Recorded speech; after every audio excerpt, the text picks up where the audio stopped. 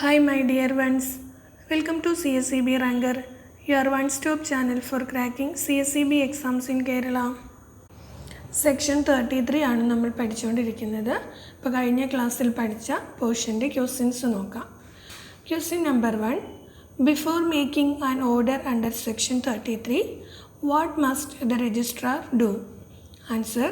The registrar must publish a notice on the notice board of the head office of the society inviting objections.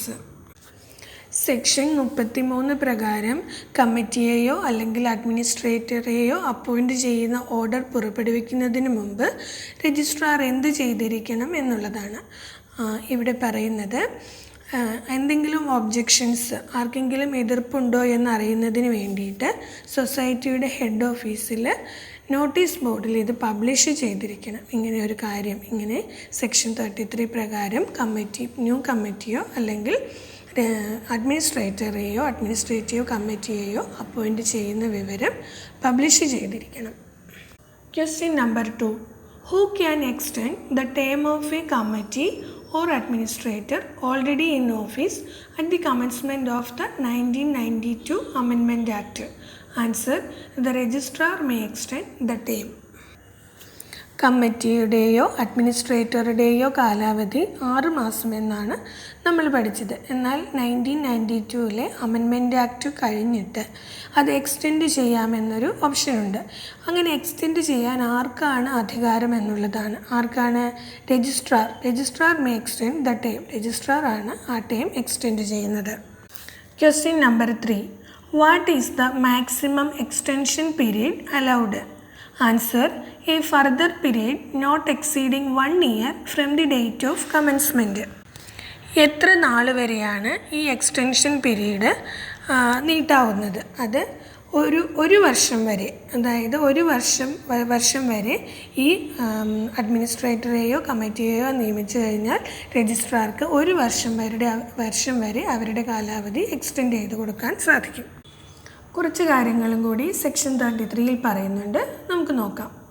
For the purposes of this subsection, a tender of resignation by a member of the committee shall have the effect of terminating his membership from the committee, notwithstanding anything contained in subsection 1, whereon receipt of a report from the registrar, the government are satisfied that a new committee cannot be constituted or cannot enter upon office of a society before the expiry of the term of office of the administrator or administrative committee, as the case may be, appointed by the registrar under subsection 1, and that is necessary in the public interest to manage the affairs of the society and to enable a new elected committee to enter upon office.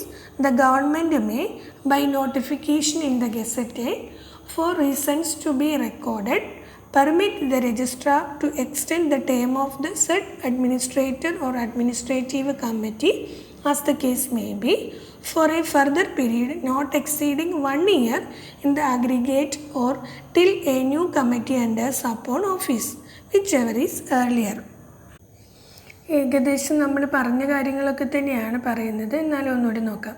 കമ്മിറ്റിയിലെ ഒരംഗം രാജിവെക്കുന്നത് ആ കമ്മിറ്റിയിൽ നിന്ന് അദ്ദേഹത്തിൻ്റെ അംഗത്വം അവസാനിപ്പിക്കുന്നതിന് കാരണമാകും. അതായത് കമ്മിറ്റിയിൽ നിന്നും രാജിവെച്ചാൽ പിന്നെ അദ്ദേഹം കമ്മിറ്റിയിൽ അംഗമായിരിക്കില്ല.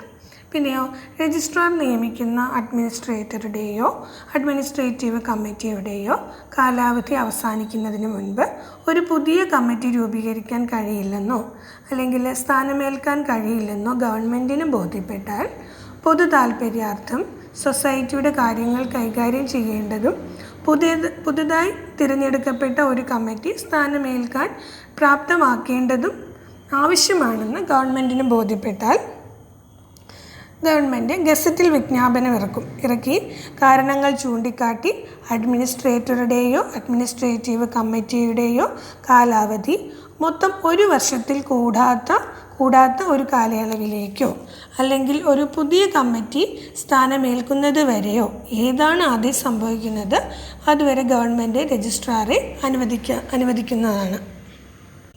Next, section 33, subsection 2. The administrator or administrative committee appointed under subsection 1 and 1A shall, subject to the control of the registrar and to such instructions as he may from time to time give, have power to exercise all or any of the powers and functions of the committee or of any officer of the society, and take all such action as may be required in the interest of the society.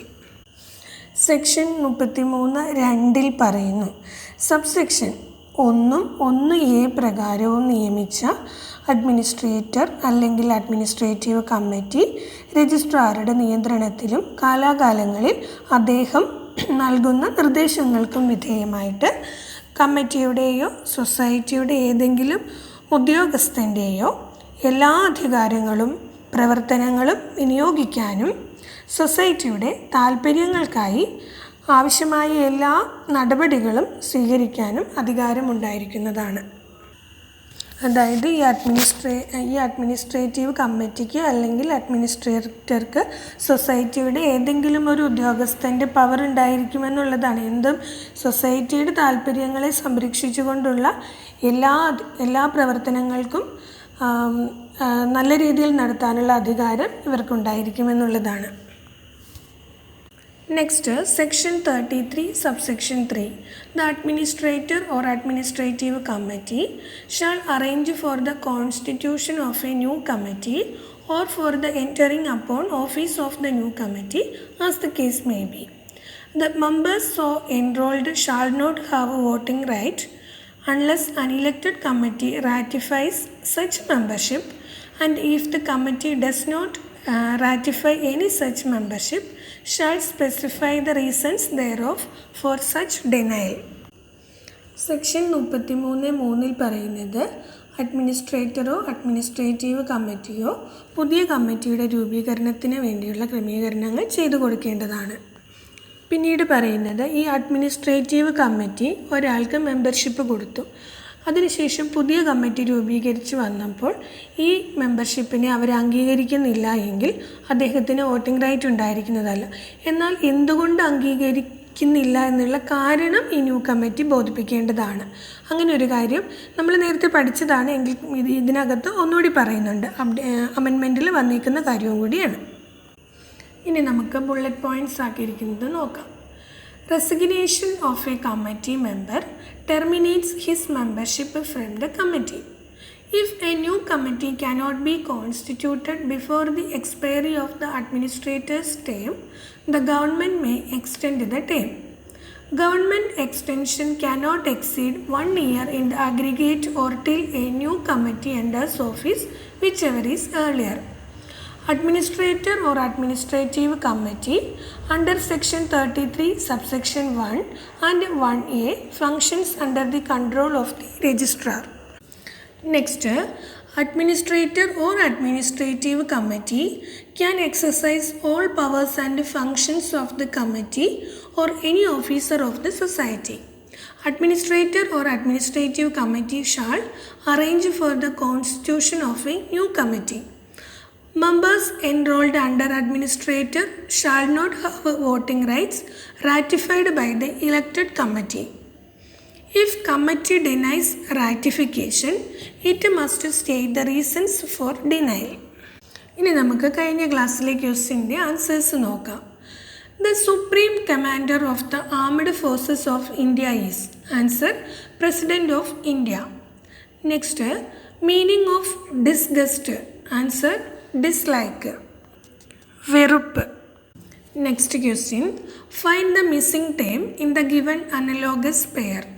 2:12, 5:122, 4:252, then 7:dash. Answer, 340. ഇവിടെ കിട്ടുന്നത് 2:4 is equal to 16 ആണ്.